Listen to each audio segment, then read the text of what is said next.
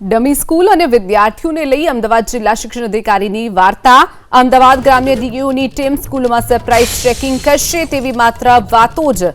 પરિપત્રના નામે સ્કૂલો સામે કાર્યવાહીની કરવામાં આવી વાર્તાઓ।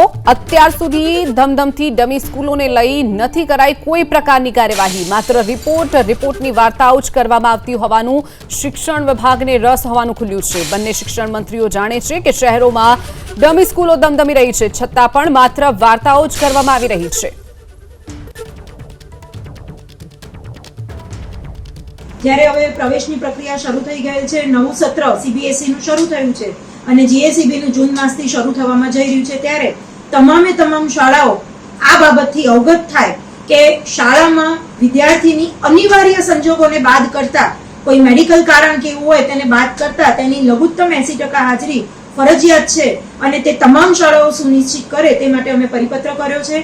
પરિપત્રના માધ્યમથી શાળાઓને જાણ કરી છે કે તેઓ અવગત રહે અને વખતો વખત અમારી કચેરી દ્વારા પણ નિયમિત રીતે આ શાળાઓનું મોનિટરિંગ કરી અને ચકાસણી કરવામાં આવશે અને ચકાસણી દરમિયાન જો ખરેખર વિદ્યાર્થીઓની હાજરીમાં અનિયમિતતા ધ્યાને આવશે તો આગામી ચોક્કસ નિયમો પ્રમાણે કાર્યવાહી હાથ ધરવામાં આવશે। શાળા એ શૈક્ષણિક કાર્ય માટે છે।